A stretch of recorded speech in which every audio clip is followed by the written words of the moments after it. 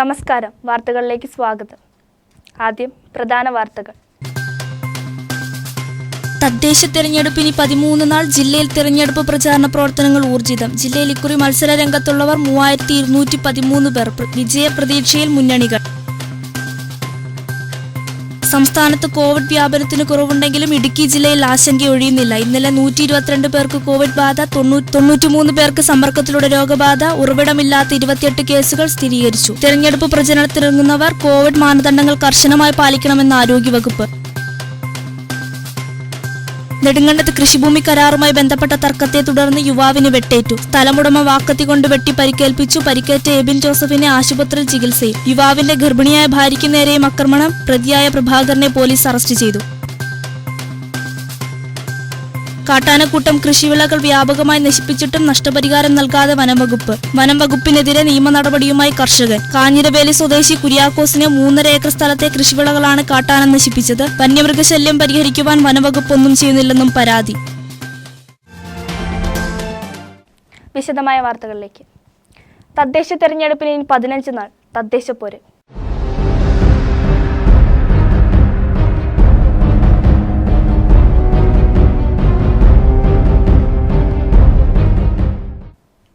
ഇടുക്കിയുടെ മണ്ണ് പിടിക്കാനുള്ള തെരഞ്ഞെടുപ്പ് പോരാട്ടത്തിന് ഇറങ്ങുന്നത് 3213 പേർ. ജില്ലാ, ബ്ലോക്ക്, ഗ്രാമപഞ്ചായത്ത്, മുനിസിപ്പാലിറ്റി എന്നിവിടങ്ങളിലേക്ക് മത്സരിക്കുന്ന ആകെ സ്ഥാനാർത്ഥികളുടെ എണ്ണമാണിത്. 52 പഞ്ചായത്തുകളുമായി 2594 പേരും 8 ബ്ലോക്ക് പഞ്ചായത്തുകളിലെ 104 വാർഡുകളിൽ നിന്നായി 337 സ്ഥാനാർത്ഥികളുമുണ്ട്. തൊടുപുഴ, കട്ടപ്പന നഗരസഭകളിലെ 68 വാർഡുകളിലേക്ക് 242 പേരാണ് മത്സരിക്കുന്നത്. ജില്ലാ പഞ്ചായത്തിലേക്ക് 16 ഡിവിഷനുകളായി 40 പേരും മത്സരിക്കാനെത്തും. 3 പ്രമുഖ മുന്നണികളെ കൂടാതെ കൂടുതൽ സ്വതന്ത്രരുടെ തള്ളിക്കയറ്റവും ഈ തെരഞ്ഞെടുപ്പിലുണ്ട്. മത്സരിക്കാൻ പത്രിക നൽകിയ വട്ടവടയിൽ നിന്നുള്ള ഇടത് സ്ഥാനാർത്ഥിക്ക് മാത്രമാണ് എതിരാളികളില്ലാത്തത്. പഞ്ചായത്തുകളിൽ ഏറ്റവും കൂടുതൽ പേർ മത്സരിക്കുന്നത് വണ്ടിപ്പെരിയാറിലാണ്, 81 പേർ. തൊട്ടുപിന്നിൽ 80 പേർ മത്സരിക്കുന്ന അടുമാലിയാണ്. കുമ്മളിയിൽ 77 പേരും നെടുങ്കണ്ടത്ത് 75 പേരും മത്സര രംഗത്തുണ്ട്. മുനിസിപ്പാലിറ്റികളിൽ കട്ടപ്പനയിലാണ് ഏറ്റവും അധികം സ്ഥാനാർത്ഥികൾ, 127 പേർ. ബ്ലോക്ക് പഞ്ചായത്തിൽ 48 പേർ മത്സരിക്കുന്ന ദേവികുളമാണ് മുന്നിൽ. അവസാന നിമിഷം വരെ കൊണ്ടുപിടിച്ച് ചർച്ച നടത്തിയിട്ടും വിമത ഭീഷണി ഒഴിവാക്കാൻ മുന്നണികൾക്കായിട്ടില്ല. ജില്ലയിൽ പലയിടത്തും മുന്നണികൾക്ക് വിമതശല്യമുണ്ട്. UDF-നാണ് വിമതർ കൂടുതൽ. തൊടുപുഴ നഗരസഭയിലെ 3 വാർഡുകളിലാണ് UDF-ൽ വിമതരുള്ളത്. News desk Medianet. കട്ടപ്പന നഗരസഭയിൽ 34 വാർഡുകളിലേക്ക് 127 സ്ഥാനാർത്ഥികളാണ് മത്സര രംഗത്തുള്ളത്. കോൺഗ്രസിന്റെ നഗരസഭാ ചെയർമാൻമാരായിരുന്ന 2 പേരും വീണ്ടും ജനവിധി തേടുമ്പോൾ കേരള കോൺഗ്രസിന്റെ ചെയർമാനായിരുന്ന മനോജ് എം തോമസ് ഇത്തവണ മത്സര രംഗത്തില്ല. കട്ടപ്പന നഗരസഭയിലെ 34 വാർഡുകളിലായി 127 സ്ഥാനാർത്ഥികളാണ് ജനവിധി തേടുന്നത്.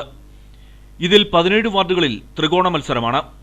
UDF-ൽ മുൻ ചെയർമാൻമാരായിരുന്ന ജോണി കുളമ്പള്ളി, ജോയി വെട്ടിക്കുഴി എന്നിവർ വീണ്ടും ജനവിധി തേടുന്നു. കോൺഗ്രസ് ബ്ലോക്ക് പ്രസിഡന്റ് മനോജ് മുരളി, മണ്ഡലം പ്രസിഡന്റ് തോമസ് മൈക്കിൾ തുടങ്ങിയവരും ഇത്തവണ വീണ്ടും മത്സരിക്കുന്നുണ്ട്. LDF-ൽ കഴിഞ്ഞ തവണത്തെ കൌൺസിലർമാരായ KP Sumod, TGM Raju, MC Biju, Girish മാലിയിൽ, ബിന്ദുലത Raju എന്നിവരും മത്സര രംഗത്തുണ്ട്. മുൻ ചെയർമാൻമാരിലൊരാളായ കേരള കോൺഗ്രസിന്റെ മനോജ് എം തോമസ് ഇത്തവണ മത്സര രംഗത്തില്ല. BJP-യുടെ കഴിഞ്ഞ തവണത്തെ 2 കൌൺസിലർമാരും ഇത്തവണ മത്സരിക്കുന്നില്ല. കഴിഞ്ഞ തവണത്തെ BJP കൌൺസിലർ രമേശ് PR-ന്റെ ഭാര്യ രജിത രമേശ് ഇത്തവണ മത്സര രംഗത്തുണ്ട്. ഏറ്റവും കുറവ് സ്ഥാനാർത്ഥികളുള്ളത് വെട്ടിക്കുഴക്കവല വാർഡിലാണ്. ഇവിടെ LDF UDF നേർക്കുനേർ പോരാട്ടമാണ്. ഏറ്റവും കൂടുതൽ പേർ മത്സരിക്കുന്നത് മേട്ടുക്കുഴി വാർഡിലാണ്. 7 പേരാണ് ഇവിടെ സ്ഥാനാർത്ഥികൾ. സ്ഥാനാർത്ഥി പട്ടിക പിൻവലിക്കാനുള്ള അവസാന ദിവസം കഴിഞ്ഞപ്പോഴും കട്ടപ്പന നഗരസഭയിൽ മേട്ടുക്കുഴിയിൽ സ്ഥാനാർത്ഥി ബാഹുല്യം. 2 അപരന്മാരും 1 വിമതരും ഉൾപ്പെടുന്ന 7 സ്ഥാനാർത്ഥികളാണ് ഇവിടെ മത്സരിക്കുന്നത്. കട്ടപ്പന നഗരസഭയിലെ മേട്ടുക്കുഴി വാർഡിൽ ഇത്തവണ പോരാട്ടം കനക്കും. പ്രധാന മുന്നണി സ്ഥാനാർത്ഥികൾക്ക് പുറമെ വിമതരും അപരന്മാരും കളം നിറഞ്ഞതോടെ ആകെ 7 സ്ഥാനാർത്ഥികളാണ് മത്സര രംഗത്തുള്ളത്. കട്ടപ്പന നഗരസഭയിലെ 34 വാർഡുകളിൽ രാഷ്ട്രീയ നിരീക്ഷകർ ഉറ്റുനോക്കുന്ന പ്രധാന വാർഡുകളിലൊന്നാണ് 23-ാം വാർഡായ മേട്ടുക്കുഴി. LDF സ്വതന്ത്ര സ്ഥാനാർത്ഥി സന്തോഷ് ചാലനാട്ടിനെതിരെയാണ് അപരൻ രംഗത്തിറങ്ങിയിരിക്കുന്നത്. സന്തോഷ് പുളിക്കമറ്റത്തിൽ, സന്തോഷ് കുമാർ ശക്തീശ്വരത്ത എന്നിവരാണ് അപര സ്ഥാനാർത്ഥികളെ എത്തിയിരിക്കുന്നത്. ഇവിടെ ഈ നാട്ടിലുള്ള ഓരോരുത്തരും ജാതിമത രാഷ്ട്രീയ ഭേദമന്യേ ഞാനുമായിട്ട് വ്യക്തിപരമായ ബന്ധമുണ്ട്. അതുപോലെ തന്നെ എനിക്ക് ഇവിടെയുള്ള ഓരോ വോട്ടർമാരുമായിട്ടും ഓരോ നാട്ടുകാരുമായിട്ടും കൊച്ചു കുഞ്ഞുങ്ങളടക്കം എനിക്ക് വ്യക്തിപരമായ ബന്ധമുണ്ട്. അതൊക്കെ അതിൻ്റെ ഒരു ഫലമായിട്ടാണ് ഇന്നിപ്പോൾ തെരഞ്ഞെടുപ്പ് പ്രവർത്തനത്തിനൊക്കെ വളരെയേറെ ആൾക്കാർ വിവിധ സ്കൂളുകളായി തിരിഞ്ഞുകൊണ്ട് തെരഞ്ഞെടുപ്പ് പ്രവർത്തനം നടത്തിക്കൊണ്ടിരിക്കുന്നു. അപരന്മാർ 2 പേരുണ്ട്. എൻ്റെ സന്തോഷ് ചാളനാട്ട് എന്നാണ് ബാലറ്റ് പേപ്പർ വന്നേക്കുന്നത്. മറ്റൊരു സന്തോഷ് എന്നുള്ള രീതിയിലുണ്ട്. പിന്നെ ഒരു സന്തോഷ് കുമാർ എന്നുള്ള രീതി 2 അപരന്മാർ ഉണ്ട്. അതൊന്നും എന്നെ ഒരു തരത്തിലും ബാധിക്കാൻ പോകുന്നില്ല. കേരള കോൺഗ്രസ് ജോസഫ് വിഭാഗം സ്ഥാനാർത്ഥി മിന്റു ബേബിക്ക് വിമതനായി മത്സര രംഗത്തുള്ളത് കോൺഗ്രസ് പ്രാദേശിക നേതാവാണ്. സ്ഥാനാർത്ഥി പട്ടിക പിൻവലിക്കാനുള്ള അവസാന ദിവസം കഴിഞ്ഞിട്ടും ഈ നേതാവ് പത്രിക പിൻവലിക്കാത്തവനാണ് വിമത മത്സരത്തിന് വഴിയൊരുങ്ങുന്നത്. മേട്ടുക്കുഴിക്കാരൻ എന്ന നിലയിൽ തീർച്ചയായും ഈ നാട്ടിലെ വോട്ടർമാർ എന്നെ പിന്തുണയ്ക്കുമെന്ന് ഞാൻ പൂർണ്ണമായും വിശ്വസിക്കുന്നുണ്ട്. കാരണം ഞാൻ ഈ നാട്ടിൽ ജനിച്ചു വളർന്ന ഒരാളാണ്. അതുകൊണ്ട് തന്നെ ഈ നാട്ടുകാരൻ എന്നൊരു പരിഗണന വോട്ടർമാർ എന്നിൽ പ്രതീക്ഷ അർപ്പിക്കുമെന്ന് ഞാൻ വിശ്വസിക്കുന്നു. അതുപോലെ തന്നെ യുവ വോട്ടർമാർ വളരെയധികം ഈ പ്രാവശ്യമുണ്ട്. അവരെല്ലാവരും എന്നെ പിന്തുണയ്ക്കുമെന്ന് ഞാൻ തീർച്ചയായും വിശ്വസിക്കുന്നുണ്ട്. ഇരുമുന്നണികളുടെയും ബലഹീനത മുതലെടുത്ത വോട്ട് പിടിക്കുകയാണ് NDAയുടെ ലക്ഷ്യം. സ്ഥാനാർത്ഥി PJ ജോൺ സ്വന്തം നാട് കൈവിടില്ലെന്ന പ്രതീക്ഷയിലാണ് വോട്ട് അഭ്യർത്ഥിക്കുന്നത്. അവിടുത്തെ ജനങ്ങളുടെ എല്ലാ പിന്തുണയും എനിക്കുണ്ട്. 100% വിജയിക്കും എന്നാണ് എൻ്റെ പ്രതീക്ഷ. ജനങ്ങൾ എന്നും എൻ്റെ കൂടെയുണ്ട്. പ്രദേശവാസിയായ അനീഷ് വേലായുധനും സ്വതന്ത്ര സ്ഥാനാർത്ഥിയായി മത്സര രംഗത്തുണ്ട്. ചില പ്രതിസന്ധികൾ നിലനിൽക്കുമ്പോഴും പ്രചാരണ പ്രവർത്തനങ്ങളിൽ മുന്നണി സ്ഥാനാർത്ഥികൾ മുൻപന്തിയിലാണെന്നതും എടുത്തു പറയേണ്ടതാണ്. News bureau, Kattappana. 3ാം തവണയും ജനവിധി തേടി മന്ത്രിപുത്രി. സംസ്ഥാന വൈദ്യുതി വകുപ്പ് മന്ത്രി MM മണിയുടെ മൂത്ത മകൾ സതി കുഞ്ഞുമോളാണ് രാജാക്കാട് ഗ്രാമപഞ്ചായത്തിൽ തുടർച്ചയായി 3ാം തവണയും ജനവിധി തേടുന്നത്. തദ്ദേശ തെരഞ്ഞെടുപ്പ് പ്രചാരണ പ്രവർത്തനങ്ങൾ ചൂടുപിടിക്കുമ്പോൾ തുടർച്ചയായി 3ാം തവണയും മത്സര രംഗത്ത് സജീവമായിരിക്കുകയാണ് സതി കുഞ്ഞുമോൻ. കഴിഞ്ഞ 5 വർഷക്കാലം രാജാക്കാട് പഞ്ചായത്തിന്റെ പ്രസിഡന്റ് പദവി അലങ്കരിച്ചിരുന്നു. കഴിഞ്ഞ 2 തവണയും 5ാം വാർഡിൽ നിന്നും ജനവിധി തേടിയ സതി കുഞ്ഞുമോൻ ഈ തവണ 7ാം വാർഡിൽ നിന്നുമാണ് ജനവിധി തേടുന്നത്. UDF പാനലിൽ മത്സരിക്കുന്ന തോട്ടം തൊഴിലാളിയ അംബിക ഷാജിയാണ് എതിർ സ്ഥാനാർത്ഥി. രാജാക്കാട് ഗ്രാമപഞ്ചായത്തിൽ കടുത്ത മത്സരം നടക്കുന്ന വാർഡ് കൂടിയാണിത്. ഇതിപ്പോൾ 3ാം തവണയാണ് ഞാൻ തെരഞ്ഞെടുപ്പിനെ നേരിടുന്നത്. ആദ്യമേ NRCTയിൽ നിന്ന് 2 പ്രാവശ്യം, അതിനുശേഷം ഇപ്പോൾ പഞ്ചായത്തിൻ്റെ 7ാം വാർഡ് ഈ അടിവാരം വാർഡിൽ നിന്നാണ് ജനവിധി തേടുവാൻ തീരുമാനിച്ചിരിക്കുന്നത്. കഴിഞ്ഞ 5 വർഷക്കാലം നമ്മുടെ കേരള സംസ്ഥാന ഗവൺമെൻറ് നടത്തിയ വികസന പ്രവർത്തനങ്ങൾ, ക്ഷേമ പ്രവർത്തനങ്ങൾ, അതേപോലെ അതിൻ്റെ ഭാഗമായിട്ട് നമ്മുടെ ഗ്രാമപഞ്ചായത്ത് നടത്തിയ പ്രവർത്തനങ്ങൾ അതെല്ലാം വെച്ച് ഈ പ്രാവശ്യം നല്ല ഒരു പിന്തുണയാണ് ജനങ്ങളിൽ നിന്നും പൊതുജനങ്ങളുടെ ഇടയിൽ നിന്ന് നമുക്കുണ്ടാകുന്നത്.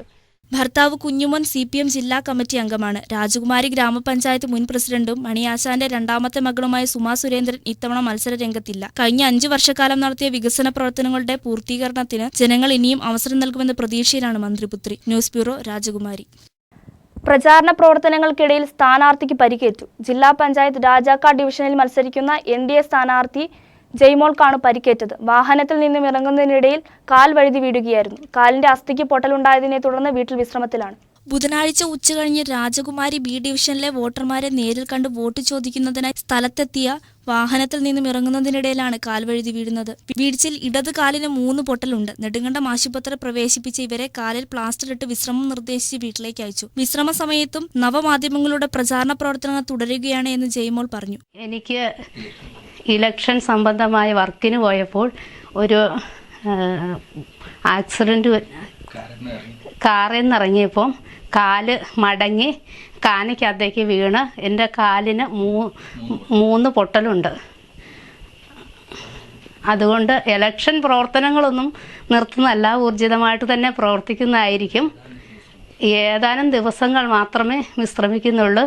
വാഹനത്തിൽ യാത്ര ചെയ്ത് ഞാൻ പ്രചരണത്തിന് ഊർജിതമായിട്ട് ഇറങ്ങുന്നതായിരിക്കും. പൊതുപ്രചാരണം അവസാനിക്കുന്നതിന് മുൻപായി വാഹനത്തിൽ തന്റെ വോട്ടർമാരെ നേരിട്ട് കാണണമെന്നാണ് ജയ്മോളുടെ ആഗ്രഹം. ന്യൂസ് ബ്യൂറോ, രാജകുമാരി.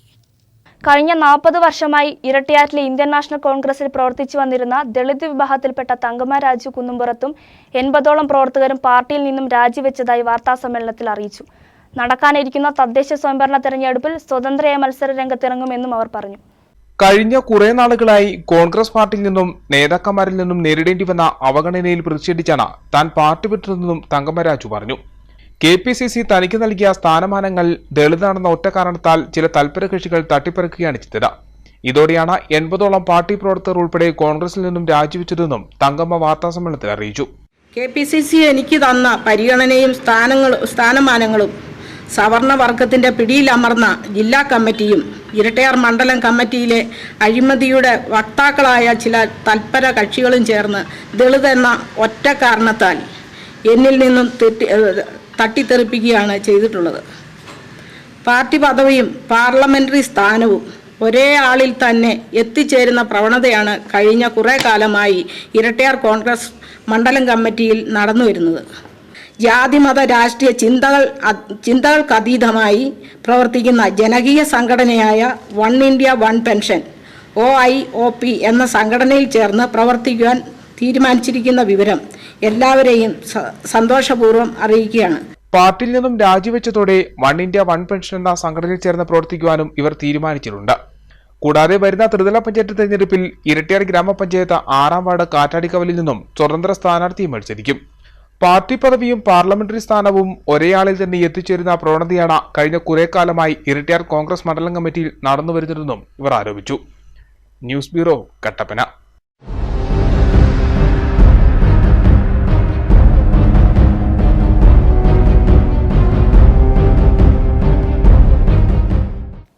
ജാഗ്രതയോടെ നേരിടാം.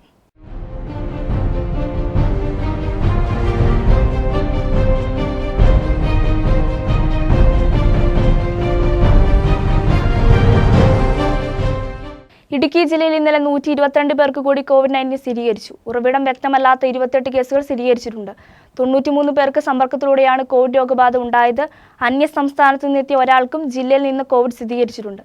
ജില്ലയിൽ 122 പേർക്ക് കൂടി COVID-19 പോസിറ്റീവായി. 92 പേർക്ക് സമ്പർക്കത്തിലൂടെയാണ് രോഗം സ്ഥിരീകരിച്ചത്. 22 പേരുടെ രോഗ ഉറവിടവും വ്യക്തമല്ല. ഇതോടെ ജില്ലയിൽ ഇതുവരെ കോവിഡ് ബാധിച്ചവരുടെ എണ്ണം 10,589 ഉയർന്നു. 8,161 പേർക്കാണ് ഇതുവരെ രോഗം ഭേദമായിട്ടുള്ളത്. വാത്തിക്കുടി ഗ്രാമപഞ്ചായത്തിൽ കോവിഡ് വ്യാപനം വർദ്ധിച്ചു വരുന്ന ഒരു സാഹചര്യമാണ് നിലവിലുള്ളത്. 4 ദിവസത്തിനിടയിൽ 22 പേർക്കാണ് വാത്തിക്കുടി ഗ്രാമപഞ്ചായത്തിൽ COVID-19 പോസിറ്റീവായത്. ഇന്നലെ മാത്രം 5 പേർക്കും COVID-19 പോസിറ്റീവായിട്ടുണ്ട്. നെടുങ്കണ്ടത്ത് സ്ഥല കരാറുമായി ബന്ധപ്പെട്ടുണ്ടായ തർക്കത്തെ തുടർന്ന് സ്ഥലമുടമയെ പാട്ടത്തിനെടുത്തിയാൽ വാക്കത്തി കൊണ്ട് തലയ്ക്ക് വെട്ടി കൊലപ്പെടുത്താൻ ശ്രമിച്ചു. ഗർഭിണിയായ ഭാര്യയെയും ആക്രമിക്കാൻ ശ്രമിച്ചതായ ആരോപണം. സംഭവത്തിൽ പോലീസ് ഉദ്യോഗസ്ഥരുടെ പിതാവിനെ നെടുങ്കണ്ടം പോലീസ് അറസ്റ്റ് ചെയ്തു. കൊലപാതക കുറ്റവും ഗർഭിണിയെ ആക്രമിച്ച കേസും ചുമത്തി. നെടുങ്കണ്ടം അമ്മളി അമ്മാങ്കാനം കട്ടക്കയത്തിൽ എബിൻ ജോസഫിനെയാണ് സ്ഥലത്തർക്കവുമായി ബന്ധപ്പെട്ട് നെടുങ്കണ്ടം കല്ലോലിക്കൽ പ്രഭാകരൻ വാക്കത്തി ഉപയോഗിച്ച് തലയ്ക്ക് വെട്ടി പരിക്കേൽപ്പിച്ചത്. കഴിഞ്ഞ ദിവസം രാവിലെ 10 മണിയോടെയാണ് സംഭവം. ഏലത്തിന് മരുന്ന് തളിക്കുവാനെത്തിയ എബിനുമായി പ്രതി വാക്കേറ്റം നടത്തി. ഇതിൽ പ്രകോപിതനായ പ്രതി വാക്കത്തി കൊണ്ട് വെട്ടുകയായിരുന്നു. ഞാൻ ഇന്ന് രാവിലെ പറമ്പിലോട്ട് ഇറങ്ങി പണിയാന്നിടത്ത് തുറന്ന് കഴിഞ്ഞ മഴയത്തും കരത്തിന്റെ ഒരു പ്ലാവ് വീണുണ്ടായിരുന്നു. അതൊന്ന് വെട്ടി മാറ്റിയേക്കുന്ന ചേർത്ത് ഞാനും വേറൊരു പണിക്കാരനും കൂടെ ചെന്ന് വെട്ടിക്കൊണ്ടുവന്ന സമയത്ത് ഈ ഭൂമിയുമായിട്ട് തർക്ക പ്രശ്നത്തിലുണ്ടായിരുന്ന ഒരു വ്യക്തി എന്നെ പുറകിൽ നിന്ന് വെട്ടുമായിരുന്നു. അതെന്റെ കഴുത്തിന്റെ വെട്ടാൻ തുടങ്ങി. ഇവള് എന്റെ വൈഫ് കറന്ന് കണ്ടിട്ട് ഞാൻ പെട്ടെന്ന് താഴ്ത്തി ഇരുന്നുകൊണ്ട് എന്റെ തലയുടെ ഈ ഭാഗത്ത് വെട്ടി കിട്ടി. ഞാൻ കുതിരി ഓടാൻ നേരത്തിൽ പുള്ളി എന്റെ പുറകിട്ട് വെട്ടി. അത് കറക്റ്റ് വെട്ടായിരുന്നു. പക്ഷെ അത് ഞാൻ ഓടിക്കൊണ്ട് പോറി അങ്ങ് പുറന്നു പോയതേ ഉള്ളൂ. പുള്ളി അത് പ്രധാനമായിട്ട് ഈ കേസ്, ഈ തർക്കഭൂമിയിലെ കേസ് കോടതി നിലനിൽക്കുന്ന ഒരു കേസായിരുന്നു. അപ്പം കഴിഞ്ഞ 5-ാം തീയതി ഞങ്ങൾക്ക് അനുകൂലമായിട്ട് അവര് കൊടുത്ത പരാതി കോടതി തള്ളിക്കളഞ്ഞു. അത് കാരണം അതിൻ്റെ അത് സത്യമില്ലാത്തതുകൊണ്ട് കോടതി അത് തള്ളിക്കളഞ്ഞു. അങ്ങനെ ഞാൻ അപ്പൊ എത്ര നാളും മരുന്നും കാര്യങ്ങളൊന്നും അടിക്കാതെ ചെടി കിടക്കുമായിരുന്നു.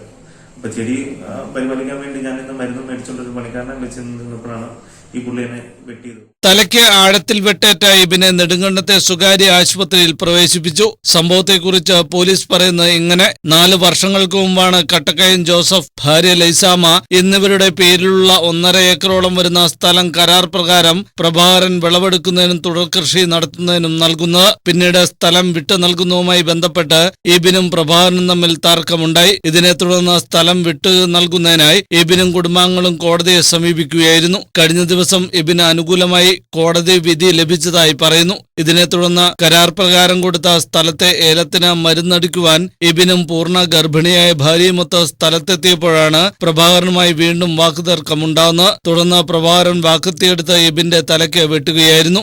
പ്രതിയുടെ 2 മക്കൾ പോലീസ് ജീവനക്കാരാണ്. ഇവരുടെ പങ്കിനെക്കുറിച്ചും പോലീസ് അന്വേഷിച്ച് വരികയാണ്.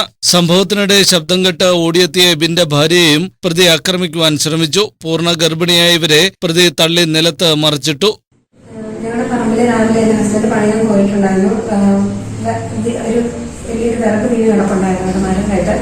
അതാണെങ്കിൽ വീട് വന്നപ്പോൾ ഇറക്കി ദാഹിച്ചിട്ട് വെള്ളം മേടിച്ചിട്ട് ഞാൻ മുകളിൽ കയറി എടുത്തിട്ട് വന്നപ്പോഴത്തേനും ഒരാൾ വന്നിട്ട് എന്റെ ഹസ്ബൻഡിനെ ഉപദ്രവിച്ചു. കത്തി കൊണ്ട് വെട്ടാൻ വെട്ടുന്ന വെപ്പന് ഞാൻ ഓടി താഴെ ചെന്നപ്പോഴത്തേനാണ് ഞങ്ങളുടെ കൂട്ടത്തിൽ ഹസ്ബൻഡിന്റെ കൂട്ടത്തിൽ വേറൊരു പണിക്കാരനും കൂടെ പണിയുന്നുണ്ടായിരുന്നു. അയാളെ ഇങ്ങനെ തട്ടി മാറ്റിയിട്ട് ചേട്ടനെ ഇങ്ങനെ ഭക്തിയോട് വെട്ടി കഴിഞ്ഞപ്പോഴത്തേനും ചേട്ടൻ ഓടിയിട്ട് ചേട്ടനെ പുറകെ ഞാനും ഓടി ചെന്നപ്പോഴത്തേനും ആ വെട്ടാൻ വന്ന ആളാണ് തിരിഞ്ഞ് എന്റെ നേരെ ആയപ്പോഴത്തേനും ഞാനങ്ങ് മറിഞ്ഞ് താഴോട്ട് വീണു. ആ പണിക്കാരൻ ഒന്ന് പിടിച്ചില്ലായിരുന്നെങ്കിൽ എനിക്ക് ഉപദ്രവം കിട്ടിയാണ്. നെടുങ്കണ്ടം എസ്.ഐ. കെ. ദിലീപ് കുമാറിന്റെ നേതൃത്വത്തിൽ പ്രതിയെ സംഭവസ്ഥലത്തെത്തിച്ച് തെളിവെടുപ്പ് നടത്തി. പ്രതി ഏലത്തോട്ടത്തിൽ സൂക്ഷിച്ചുവെച്ച വെട്ടുകത്തി കണ്ടെടുത്ത് നൽകി. കൊലപാതക ശ്രമം, പൂർണ്ണ ഗർഭിണിയായ സ്ത്രീയെ ആക്രമിക്കൽ എന്നീ വകുപ്പുകൾ പ്രകാരം കേസെടുത്തായി പോലീസ് അധികൃതർ അറിയിച്ചു. പ്രതിയെ കോടതിയിൽ ഹാജരാക്കി. ന്യൂസ് ബ്യൂറോ, രാജകുമാരി. കാട്ടാന വ്യാപകമായി കൃഷിവിളകൾ നശിപ്പിച്ചിട്ടും നഷ്ടപരിഹാരം നൽകാത്ത വനംവകുപ്പ് നടപടിക്കെതിരെ കർഷകർ നടപടികളിലേക്ക്. നേര്യമംഗലം കാഞ്ഞിരവേലി സ്വദേശി MU കുര്യാക്കോസാണ് നഷ്ടപരിഹാരത്തിനായി കോടതിയെ സമീപിക്കുന്നത്. കുര്യാക്കോസിന്റെ 3.5 ഏക്കർ സ്ഥലത്തെ കൃഷിവിളകളാണ് കാട്ടാന നശിപ്പിച്ചത്. കാട്ടാന ഇറങ്ങി പലവട്ടം കൃഷി നശിപ്പിച്ചിട്ടും നഷ്ടപരിഹാരം ലഭിക്കാത്തതിനെ തുടർന്നാണ് നേര്യമംഗലം കാഞ്ഞിരവേലി സ്വദേശി MU കുര്യാക്കോസ് വനം വകുപ്പിനെതിരെ നിയമ നടപടികൾ ആരംഭിച്ചിട്ടുള്ളത്. മന്നാങ്കണ്ടം വില്ലേജിൽ 760 തണ്ടപ്പേർ നമ്പറിലുള്ള 3.5 ഏക്കർ കൃഷിഭൂമിയിൽ കാട്ടാന ഇറങ്ങി 2.5 ലക്ഷം രൂപയുടെ നഷ്ടമുണ്ടാക്കിയതിനെതിരെയാണ് അഭിഭാഷകനായ കുഞ്ചാപ്പി ഈശോ റേഞ്ച് വഴി കോടതിയെ സമീപിച്ചിരിക്കുന്നത്. ഞാൻ ഇടുക്കി ജില്ലയിൽ അടിമാലി ഗ്രാമപഞ്ചായത്തിൽ അടിമാലി വില്ലേജിൽ, അതായത് മന്നാങ്കണ്ടം വില്ലേജിൽ കാഞ്ഞിരവേലി പ്രദേശത്ത് ഉള്ളൊരു കൃഷിക്കാരനാണ്. കൃഷി മാത്രം കൊണ്ടാണ് ഞാൻ ജീവിക്കുന്നത്. എനിക്ക് 2 മക്കളും ഭാര്യയും ഉള്ളതാണ്. കുട്ടികളുടെ വിദ്യാഭ്യാസത്തിന് പോലും കൃഷിയിൽ നിന്നുള്ള ആദായം കൊണ്ട് ഇപ്പോൾ നടക്കാത്ത ഒരവസ്ഥയിലേക്ക് വന്നിരിക്കുകയാണ്. വന്യമൃഗങ്ങളുടെ ശല്യമാണ് ഏറ്റവും കൂടുതൽ. കാട്ടാന കഴിഞ്ഞ 2 തവണയായിട്ട് എൻ്റെ പറമ്പിൽ കയറി കൃഷി നശിപ്പിക്കുകയും ഏതാണ്ട് ഒരു 4 ലക്ഷം രൂപയുടെ അടുത്തുള്ള കൃഷി എന്നെ നശിപ്പിച്ചു. പക്ഷേ ആദ്യത്തെ തവണ കൃഷി നശിപ്പിച്ച വാഴകളെല്ലാം, വാഴയും കൊക്കോയും ഒക്കെ നശിപ്പിച്ചു കഴിഞ്ഞപ്പോൾ ഞാൻ അതിൻ്റെ നഷ്ടപരിഹാരത്തിന് വേണ്ടി കൃഷിഭവനിൽ സമീപിക്കുകയും കൃഷി ഓഫീസർ വന്നിട്ട് യഥാർത്ഥ നഷ്ടത്തിൻ്റെ 1/3 പോലും നഷ്ടം രേഖപ്പെടുത്തിയില്ല. കുര്യാക്കോസിന്റെ ഉടമസ്ഥയിലുള്ള 3.5 ഏക്കർ ഭൂമിയിൽ 2 തവണകളായി കാട്ടാന ഇറങ്ങി കൃഷിദേഹണ്ഡങ്ങൾ പൂർണ്ണമായി നശിപ്പിച്ചിരുന്നു. കൃഷിവകുപ്പ് സ്ഥലം സന്ദർശിച്ച് നഷ്ടം സംഭവിച്ചതിന്റെ 10% പോലും കണക്കാക്കാതെ ദേഹണ്ഡ വില 2 ലക്ഷം രൂപ കണക്കാക്കി. ഇതുപ്രകാരം കൃഷിനാശത്തിന് വനം വകുപ്പിനെ സമീപിച്ചെങ്കിലും വെറും 7,000 രൂപ മാത്രമാണ് കുര്യാക്കോസിന് അനുവദിച്ചത്. റേഞ്ച് ഓഫീസറും ഫോറസ്റ്ററും ഡെപ്യൂട്ടി റേഞ്ചറും ഗാർഡന്മാരും എല്ലാം വന്ന സ്ഥലം സന്ദർശിക്കുകയും നഷ്ടപ്പെട്ടു പോയ സർവ്വ സാധനങ്ങളും അവർ കണ്ടു ബോധ്യപ്പെടുകയും ചെയ്തതാണ്. അത് കഴിഞ്ഞ് അതിൻ്റെ നഷ്ടപരിഹാരം കുറച്ച് ദിവസങ്ങൾക്കുള്ളിൽ നിങ്ങൾക്ക് കിട്ടും എന്ന് പറഞ്ഞു പോയി. രണ്ടാമത് ഒരു 6-ാം മാസത്തിലാണെന്ന് തോന്നുന്നു ആന ഒന്ന് പറമ്പിൽ കയറുകയും 1,16,000 രൂപയുടെ നഷ്ടം. അതും ഇതുപോലെ തന്നെ കൃഷി ഓഫീസർ വന്ന് സർട്ടിഫൈ ചെയ്തു. ഈ കൃഷി ഓഫീസർ തന്ന നഷ്ടമാണ് ഈ 1,16,050 രൂപ എന്ന് പറയുന്നത്. അതിൻ്റെ ഒരു 3 ഇരട്ടി നഷ്ടം എനിക്ക് ഉണ്ടായിട്ടുള്ളതാണ്. ആയതിന് നാമമാത്രമായ തുക, കൂലിച്ചെലവ് പോലും നമ്മൾ വയ്ക്കുന്ന തെങ്ങിനോ അല്ലെങ്കിൽ വാഴയ്ക്കോ കൂലിച്ചെലവ് പോലുമുള്ള നഷ്ടത്തുക കൃഷിഭവനിൽ നിന്ന് നമുക്ക് അനുവദിച്ചില്ല. ജനവാസ മേഖലയിൽ വന്യമൃഗങ്ങൾ ഉണ്ടാക്കുന്ന നാശനഷ്ടത്തിന് ഉത്തരവാദികൾ വനം വകുപ്പാണ്. വന്യമൃഗങ്ങൾ ഉണ്ടാക്കുന്ന നാശനഷ്ടങ്ങൾ പരിഹരിക്കേണ്ടതും വനം വകുപ്പാണെന്ന് നിയമത്തിൽ വ്യവസ്ഥ ചെയ്തിട്ടുണ്ട്. അതേസമയം വന്യമൃഗങ്ങൾ ഉണ്ടാക്കുന്ന നാശനഷ്ടത്തിന് വനം വകുപ്പ് യാതൊരു നഷ്ടപരിഹാരം നൽകാത്ത സാഹചര്യത്തിലാണ് കുര്യാക്കോസിന്റെ നിയമ നടപടി. S Selvaraj, media net. പ്രധാന വാർത്തകൾ ഒരിക്കൽ കൂടി. തദ്ദേശ തെരഞ്ഞെടുപ്പിന് 13 നാൾ ജില്ലയിൽ തെരഞ്ഞെടുപ്പ് പ്രചാരണ പ്രവർത്തനങ്ങൾ ഊർജിതം. ജില്ലയിൽ ഇക്കുറി മത്സര രംഗത്തുള്ളവർ 3213 പേർ. വിജയപ്രതീക്ഷയിൽ മുന്നണികൾ. സംസ്ഥാനത്ത് കോവിഡ് വ്യാപനത്തിന് കുറവുണ്ടെങ്കിലും ഇടുക്കി ജില്ലയിൽ ആശങ്കയൊഴിയുന്നില്ല. ഇന്നലെ 122 പേർക്ക് കോവിഡ് ബാധ, 93 പേർക്ക് സമ്പർക്കത്തിലൂടെ രോഗബാധ. ഉറവിടമില്ലാത്ത 28 കേസുകൾ സ്ഥിരീകരിച്ചു. തെരഞ്ഞെടുപ്പ് പ്രചരണത്തിനിറങ്ങുന്നവർ കോവിഡ് മാനദണ്ഡങ്ങൾ കർശനമായി പാലിക്കണമെന്ന് ആരോഗ്യവകുപ്പ്. നെടുങ്കണ്ടത്ത് കൃഷിഭൂമി കരാറുമായി ബന്ധപ്പെട്ട തർക്കത്തെ തുടർന്ന് യുവാവിന് വെട്ടേറ്റു. സ്ഥലമുടമ വാക്കത്തി കൊണ്ട് വെട്ടി പരിക്കേൽപ്പിച്ചു. പരിക്കേറ്റ എബിൻ ജോസഫിനെ ആശുപത്രിയിൽ ചികിത്സയിൽ. യുവാവിന്റെ ഗർഭിണിയായ ഭാര്യയ്ക്ക് നേരെയും ആക്രമണം. പ്രതിയായ പ്രഭാകരനെ പോലീസ് അറസ്റ്റ് ചെയ്തു. കാട്ടാനക്കൂട്ടം കൃഷിവിളകൾ വ്യാപകമായി നശിപ്പിച്ചിട്ടും നഷ്ടപരിഹാരം നൽകാതെ വനംവകുപ്പ്. വനംവകുപ്പിനെതിരെ നിയമ നടപടിയുമായി കർഷകൻ. കാഞ്ഞിരവേലി സ്വദേശി കുര്യാക്കോസിന് 3.5 ഏക്കർ സ്ഥലത്തെ കൃഷിവിളകളാണ് കാട്ടാന നശിപ്പിച്ചത്. വന്യമൃഗശല്യം പരിഹരിക്കുവാൻ വനംവകുപ്പ് ഒന്നും ചെയ്യുന്നില്ലെന്നും പരാതി. ഇതോടെ ഈ വാർത്താ ബുള്ളറ്റിനോട് അവസാനിക്കുന്നു. നന്ദി, നമസ്കാരം.